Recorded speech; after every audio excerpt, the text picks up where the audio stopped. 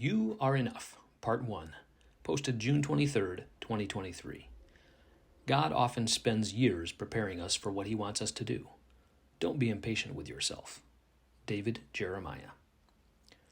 As I continue balancing responsibilities, embracing retirement, and feeling the older I get, the more time accelerates, I found myself more self-reflective.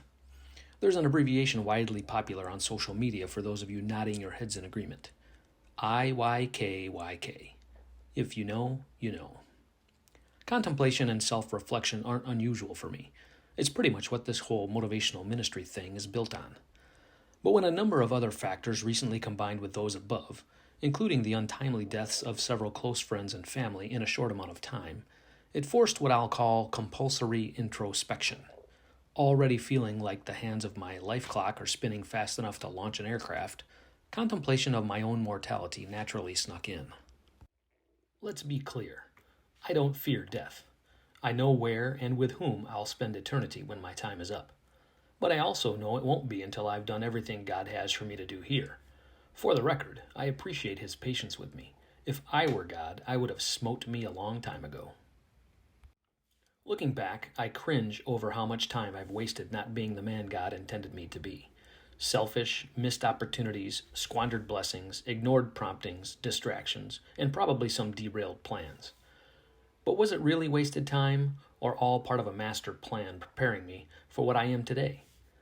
It hurts my brain to try and reconcile free will and predestination. In a horribly unsuitable parody, the which came first, the chicken or the egg debate might be easier to understand. Master plan or simply God working all things together for good, Romans 8:28. I know everything in my life thus far, including some bags I still need to unpack, has been preparing me for this chapter of my life story. Looking forward, I know some of what's left for me involves continuing to help others by sharing the time, energy, effort, resources, experiences, knowledge, skills, and abilities I've been blessed with and cursed with.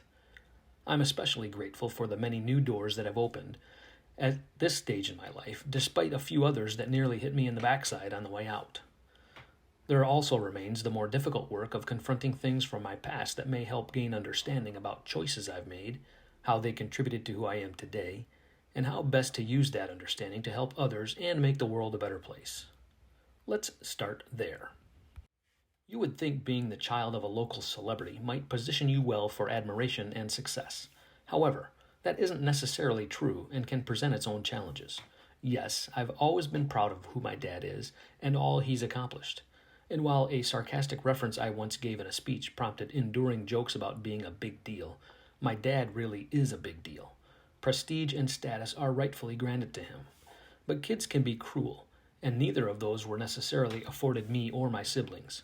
In fact, the celebrity status of my father, while great for scoring points with teachers and other adults, was more of a target for peers. Random elementary teacher. Oh, is your dad the Dave Eddy? Me. Yes. Teacher. How exciting that must be. And aren't you cute? Random elementary kid. Oh, your dad's that guy on the radio? Me. Yes. Kid. Who cares? You're a punk. Neither did fame equal wealth in mid-market media. We weren't destitute, but we certainly weren't rich.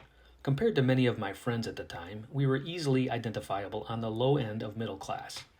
My dad had offers to enter larger markets. He was even featured in a national radio and television broadcasting periodical in 1968. But as a humble professional and family man, his desire to stay close to our roots outweighed more money and greater fame. I've always admired him for that. Seeds are sown.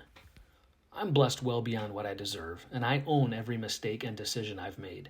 So please don't think for a minute what follows as me jumping on the blame everyone else for my troubles bandwagon.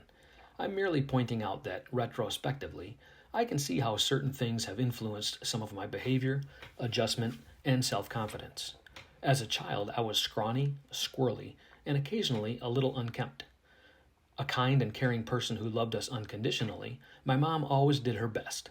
But she also struggled with mental health issues, battling mood disorders and depressive episodes much of her life. Accordingly, there were times my hygiene and appearance as a child betrayed her, a visible timestamp of her low points. My hair was occasionally bedraggled.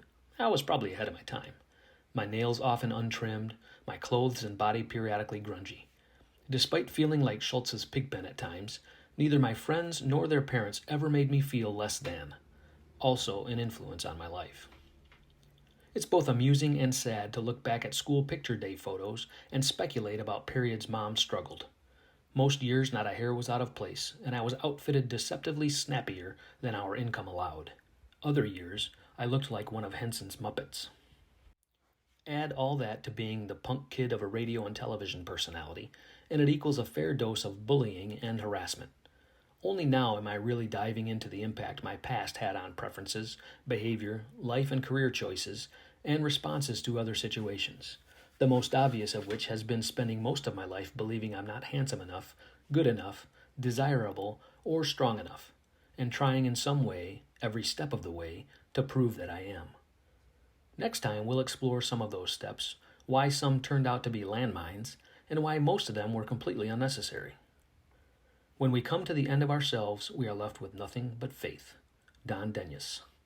Get strong, be strong, stay strong.